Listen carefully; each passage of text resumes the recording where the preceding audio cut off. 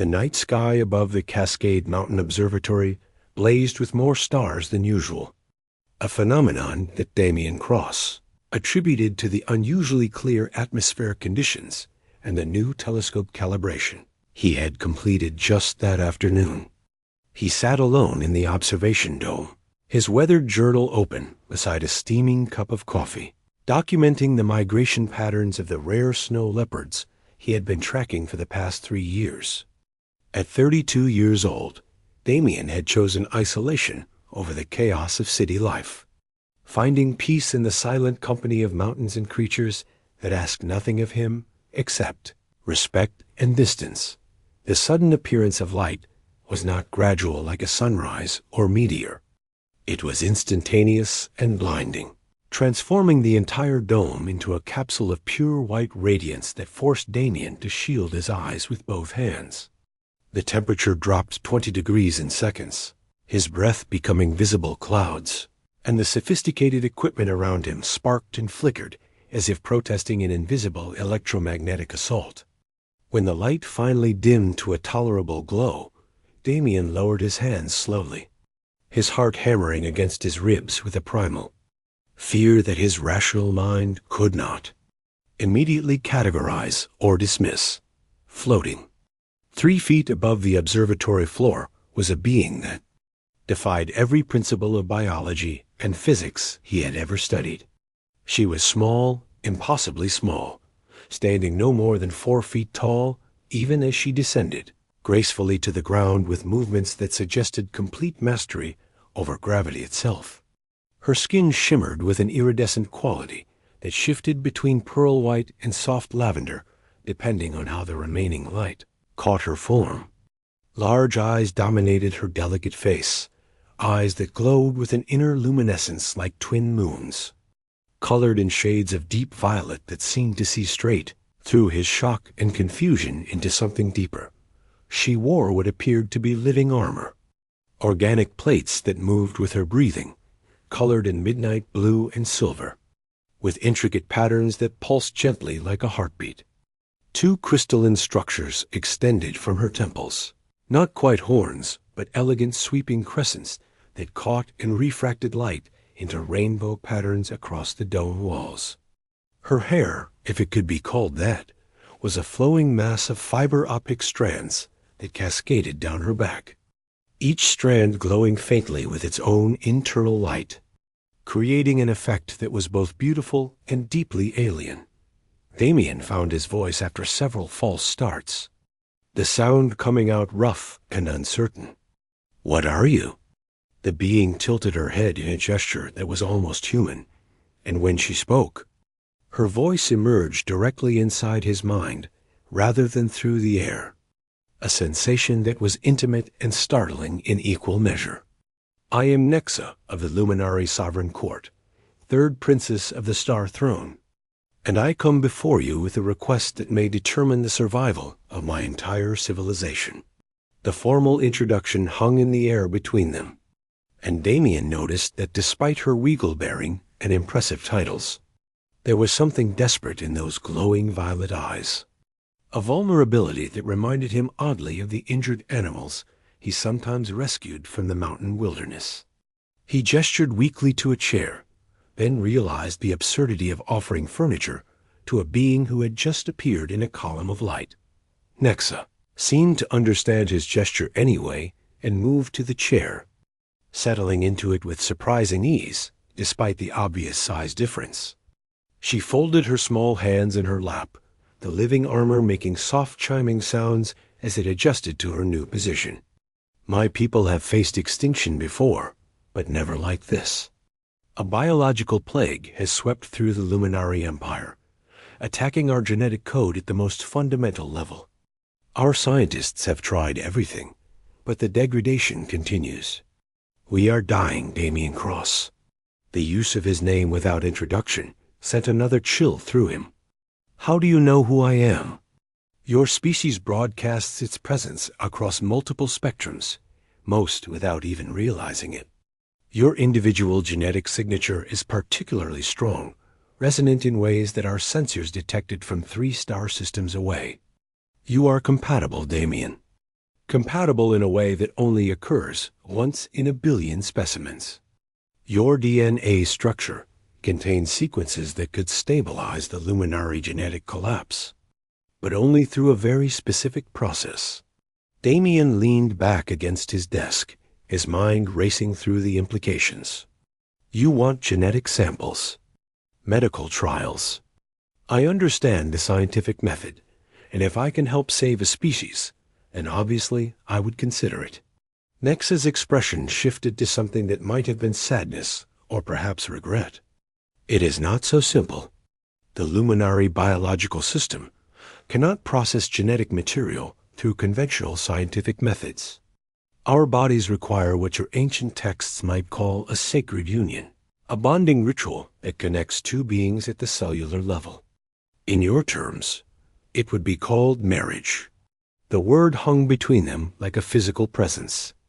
Damien stared at the tiny alien princess, trying to reconcile the cosmic absurdity of the situation with the genuine desperation he could feel radiating from her. You are asking me to marry you to save your species. Yes, the ritual would create a permanent bond between us, allowing my body to process and integrate the compatible sequences from your genetic structure. But understand, this is not a temporary arrangement or a simple medical procedure. Luminary bonding is absolute. Once completed, we become connected across space and time. Your lifespan would extend to match mine, approximately 3,000 of your years. You would never be able to fully separate from me, and I would become bound to your fate as you would be to mine. Damien moved to the window, looking out at the mountains he loved, the simple life he had built for himself away from complications and demands. 3,000 years. A lifetime that stretched beyond imagination. And yet, when he turned back to look at Nexa, he saw not just an alien requesting help, but a desperate soul carrying the weight of billions on her small shoulders. What happens if I say no? Nexa met his eyes without flinching. Then I returned to my people and watched them fade into extinction, knowing that I found the answer, but could not convince it to help. And you continue your life here, never knowing what you might have been part of, what difference you could have made in the grand design of the cosmos. The choice stretched before him like a chasm. Behind him lay safety, solitude, the comfortable predictability of his chosen isolation.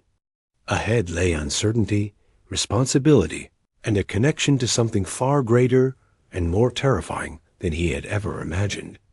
Damien thought of the snow leopards he studied, creatures who adapted and survived against impossible odds, who evolved and changed when their environment demanded it. He turned back to Nexa and saw her watching him with those luminous eyes, patient and afraid in equal measure. Something in his chest, the part that had always responded to creatures in need, made the decision before his rational mind could object. Tell me about this ritual. The ritual itself had been simpler than Damien expected, and far more profound than he could have imagined. Nexa had produced a crystalline artifact from within her living armor, a device that hummed with energy and cast geometric patterns of light across the observatory dome. She had placed one of her small hands against his chest, directly over his heart, and the sensation that followed was unlike anything he had experienced. It felt like lightning and warmth combined, spreading through his entire body as if his cells were being rewritten at a molecular level.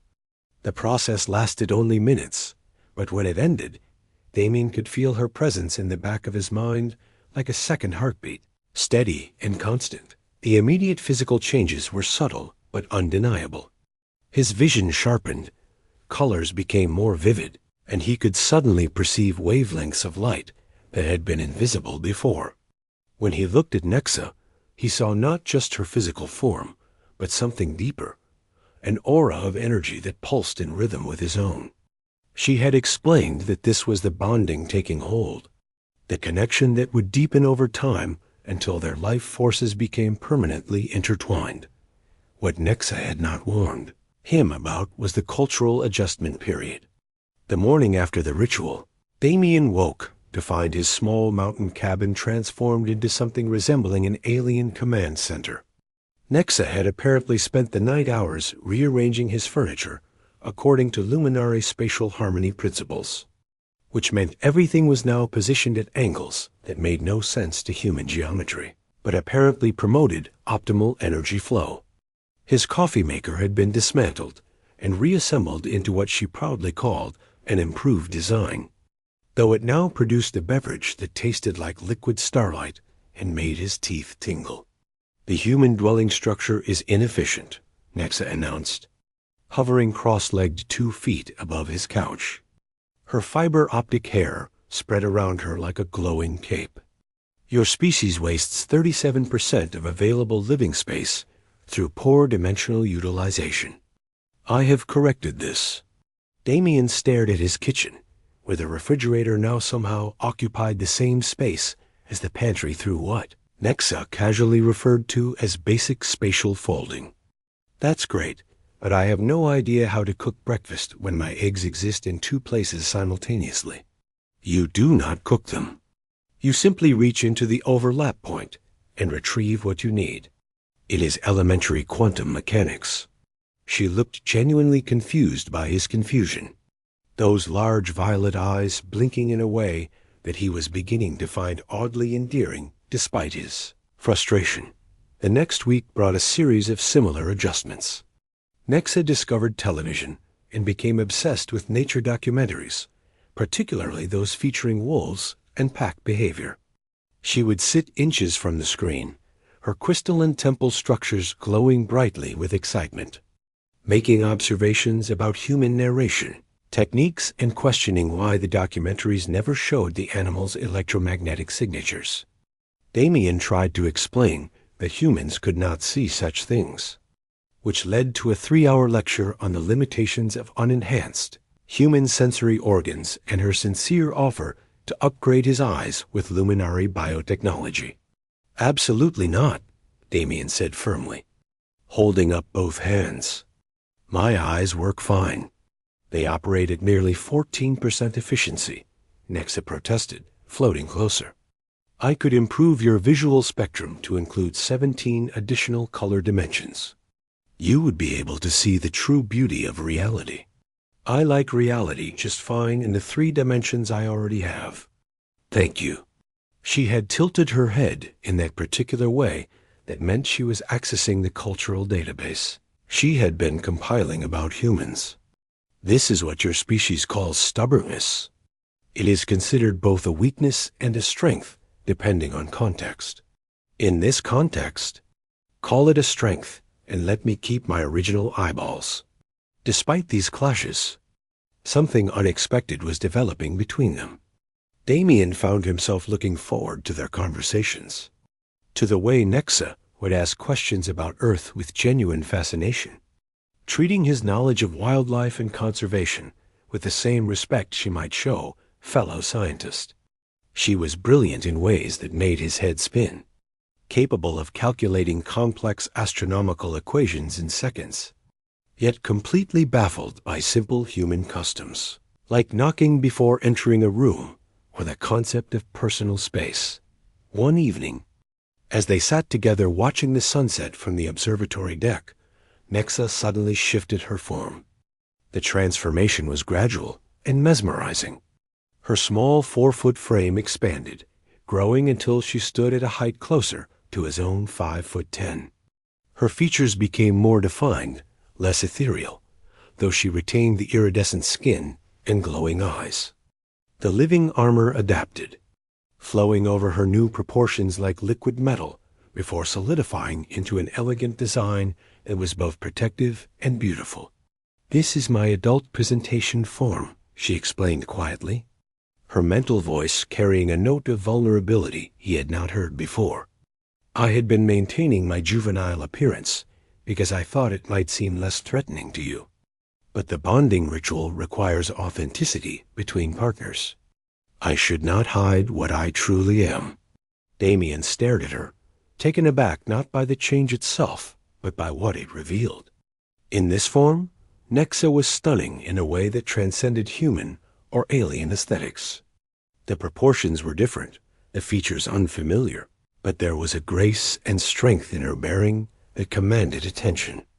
More than that, he could feel through their bond the courage it had taken for her to show him this. The fear of rejection that she carried, despite her royal status and advanced civilization. "You thought I would prefer you to look like a child?" he asked carefully. "I thought it would be less complicated, less intimate. The bond is not meant to be romantic, Damien.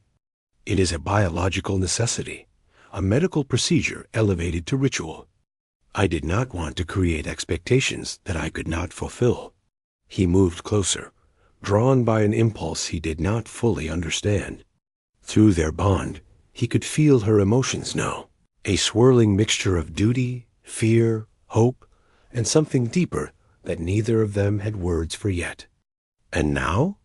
Nexa met his eyes, and for the first time since her arrival, he saw her as she truly was, not just an alien princess or a desperate emissary, but a person caught between worlds, trying to save her people while navigating feelings she had not anticipated. "Now I am uncertain. The bonding process is affecting me in ways the royal physicians did not predict.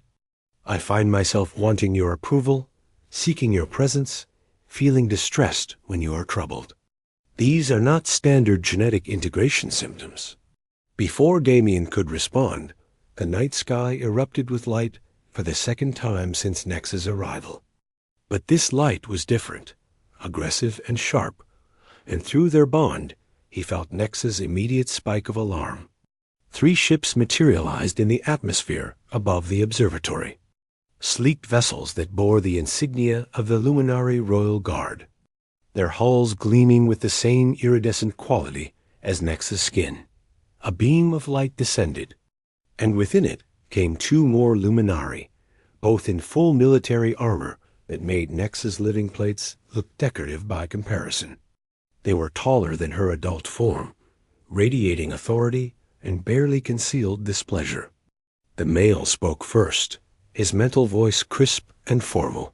"Princess Nexa, we have been dispatched by the Star Throne to verify your status and ensure the bonding ritual was completed according to proper protocols.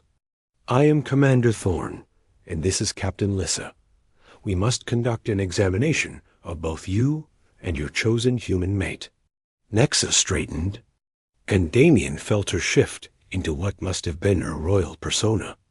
All vulnerability hidden behind layers of trained composure. "The bond is legitimate and properly sealed, Commander. Your journey was unnecessary." Captain Lissa moved forward, her eyes scanning Damien with unconcealed disdain. "The Council questions the wisdom of bonding with such a primitive specimen. His genetic compatibility may be sufficient, but his cultural development is millennia behind our own. Some among the court believe you have doomed yourself to an existence of intellectual isolation." Damien felt anger flash through him. But before he could speak, Nexa's voice cut through the space like a blade. "You will show respect to my bonded mate, Captain, or you will answer to me directly. His species may be young, but they possess qualities that our ancient civilization has long forgotten." The tension crackled between them, and Damien realized he was witnessing a political conflict that went far beyond his small observatory. Through the bond, he could feel Nexa's complex web of emotions.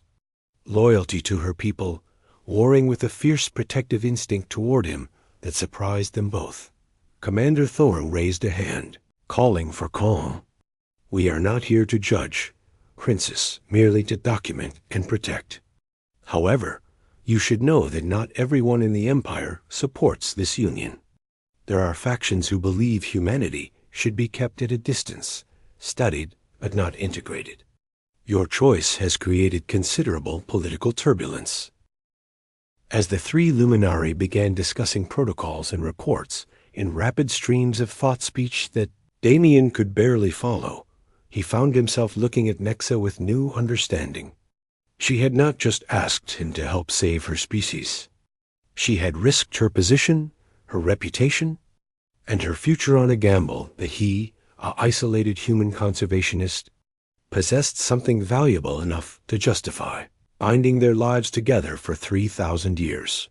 And somewhere in the week they had spent together, between the spatial folding disasters and the documentary marathons, between her scientific observations and his patient explanations of Earth customs, something real had begun growing between them, something that had nothing to do with genetic compatibility or political necessity, and everything to do with two souls finding unexpected connection across an ends impossible divide.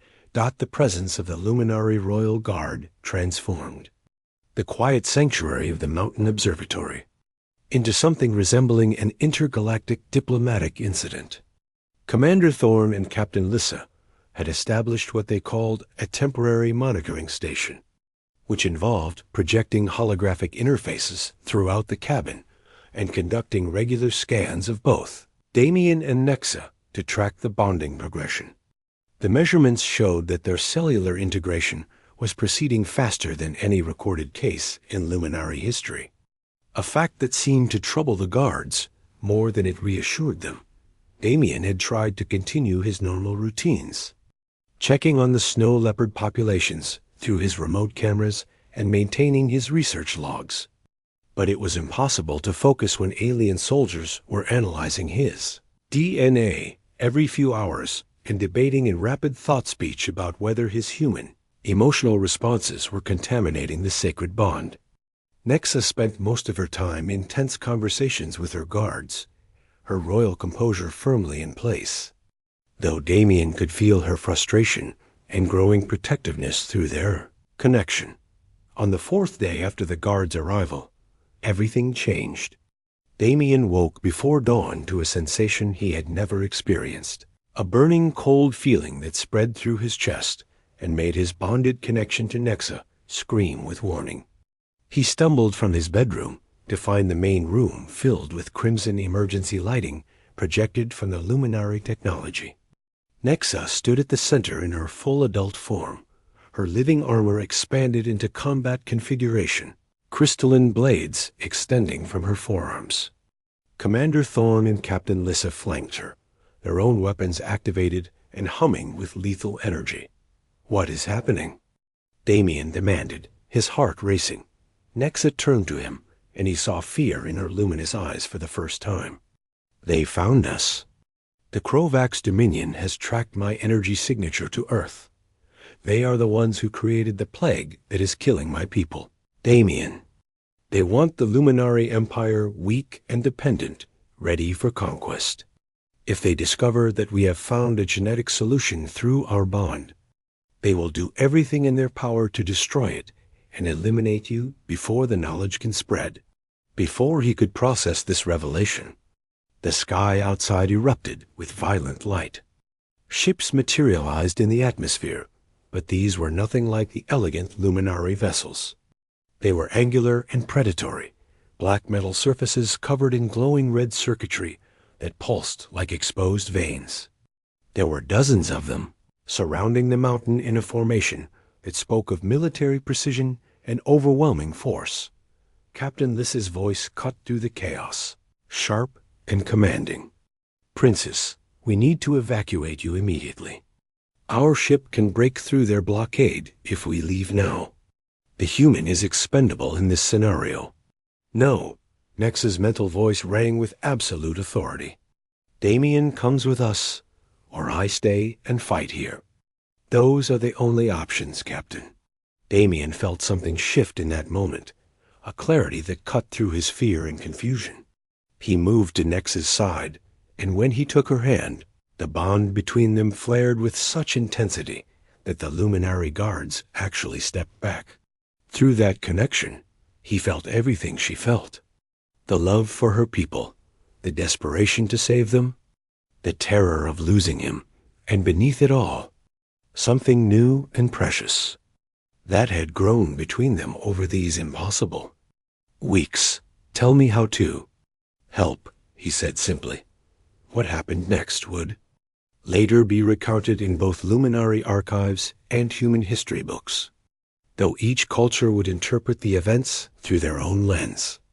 The Krovax forces descended on the observatory with the intention of obliterating everything within a 5-mile radius. But they had miscalculated one critical factor. They had assumed Earth was an undefended primitive world whose inhabitants would scatter in panic at the first sign of advanced military technology. They were wrong about humanity.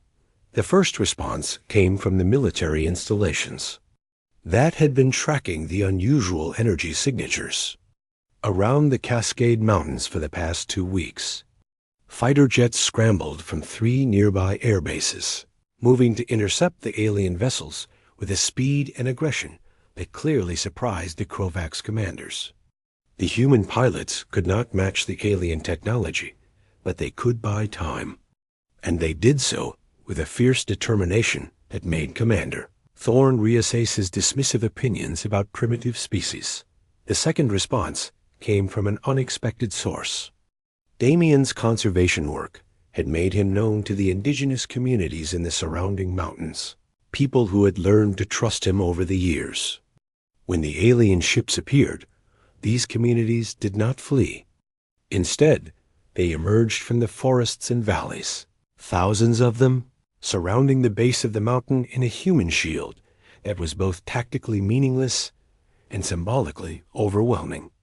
They had no weapons that could harm the Krovax, but they stood their ground anyway, protecting one of their own against an enemy they could not possibly defeat. The third response came from the bond itself. As the Krovax forces prepared to fire on the observatory, Damien felt something awaken deep within his genetic code, sequences that had been dormant until the luminary bonding ritual activated them. Energy poured through the connection between him and Nexa, human resilience and adaptability merging with luminary technological mastery in a fusion that neither species had predicted. The living armor on Nexa's form began to replicate, flowing across Damien's body and integrating with his biology to create something entirely new. Commander Thorn watched in stunned silence as Damien transformed, his human frame expanding and adapting, the luminary technology responding to his genetic structure in ways that should have been impossible. When the transformation completed, Damien stood encased in armor that was neither fully human nor fully luminary, but a perfect synthesis of both civilization's strengths. "This is unprecedented," Thorn whispered through the thought-speech network. "The bond is not just saving the luminary genetic code. It is creating something new, a hybrid species." Nexa reached out and took Damien's armored hand, their energies synchronizing perfectly. Through their connection, she shared knowledge directly with him. Millennia of luminary combat training and technological understanding flooding into his consciousness in seconds. His human mind processed and adapted the information with a flexibility that impressed even Captain Lissa, integrating alien concepts with human instinct to create unique tactical solutions. Together, they stepped out of the observatory to face the Krovax fleet. The armored connection between them generated a defensive field that extended to cover the human defenders below, protecting them from the initial bombardment that the Krovax unleashed. Damien raised his hand, mimicking movements that Nexa showed him through their bond, and discovered he could manipulate the energy fields with precision that surprised them both. The battle that followed was brief but decisive. The Krovax had expected to face either helpless humans or isolated luminary guards. Instead, they encountered a coordinated defense that combined human unpredictability with luminary technology, supported by military forces that refused to abandon their planet and civilian populations that stood firm in the face of annihilation. When Damien and Nexa, moving in perfect synchronization, managed to disable the Krovax command ship, the remaining vessels retreated rather than face an enemy they could not understand or predict. As the alien ships disappeared into the upper atmosphere, Damien felt his legs give out, the strain of using power he had never been trained for catching up with him all at once. Nexa caught him, cradling him against her armored form, as the living metals slowly retracted from both their bodies. Around them, human soldiers and indigenous defenders began to approach cautiously, weapons lowered but eyes wide with wonder and residual fear. Commander Thorne landed beside them.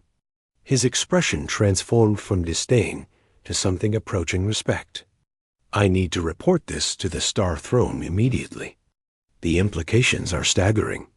The human-luminary bond is not just viable, it is exponentially more powerful than pure luminary genetics. If this can be replicated, if there are other compatible humans across your world, we may have found not just a cure for the plague, but an evolution of our entire species." Nexa looked down at Damien, still held in her arms, and through their bond, he felt the weight of the choice before them. They could become symbols, templates for a new era of cooperation between Earth and the Luminary Empire. Their private connection would become public property, studied and replicated across two civilizations. The quiet life Damien had built in these mountains would be impossible to reclaim. They would spend the next 3,000 years as bridges between worlds, never fully belonging to either one, or they could walk away. The bond was sealed and stable. Nexa had proven that the genetic integration worked. She could return to her people with that knowledge and leave Damien to live out a normal human lifespan in peace, their connection fading over distance and time until it became just a strange memory. Damien met her luminous violet eyes and felt through their bond that she was prepared to make whichever choice he wanted, that despite her royal obligations and the weight of her people's survival, she would choose his happiness over her duty if he asked her to.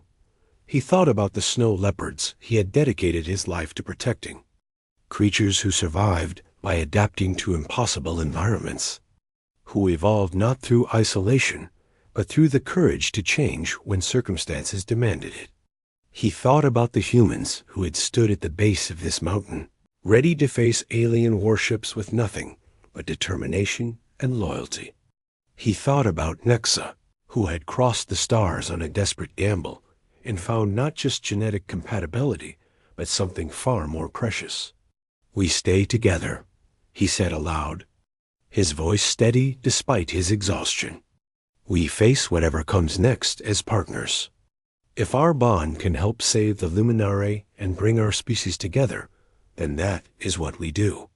But we do it as equals, not as specimen and subject. Earth and the Luminary Empire negotiate as partners, or there is no deal." Captain Lissa actually smiled, the first genuine expression Damien had seen from her. "The human has spirit.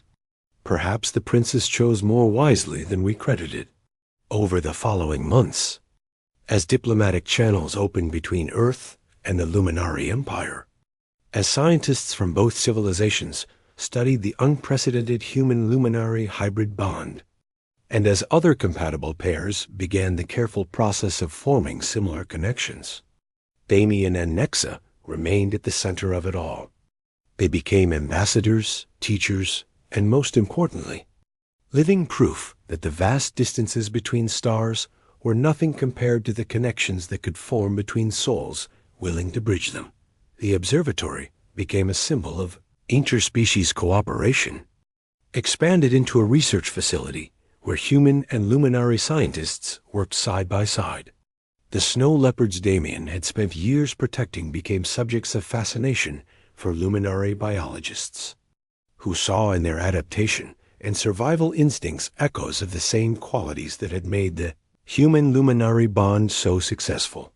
On quiet evenings, when the diplomatic meetings ended and the scientists returned to their labs, Damien and Nexa would sit together on the observatory deck, watching the stars that no longer seemed quite so distant. Through their bond, they shared thoughts and feelings that needed no words, a connection that had begun as biological necessity and grown into something that transcended the limitations of either species. Nexa had saved her people, but in doing so, she had found something she had not known she was searching for. And Damien, who had retreated to the mountains to escape the complications of human connection, discovered that sometimes the most profound relationships came from the most impossible circumstances, and that love, whether human or alien, required the same courage, the willingness to adapt, to change, and to choose partnership over isolation, even when the cost seemed overwhelming. 3,000 years stretched before them, a lifetime that would see civilizations rise and transform, that would witness humanity taking its first steps into a larger galactic community, and that would be filled with challenges neither could yet imagine. But they would face it together, two souls from different worlds who had found in each other the courage to build something new, something that honored both their origins while creating a future neither species could have achieved alone. The stars above the Cascade Mountains had never seemed brighter.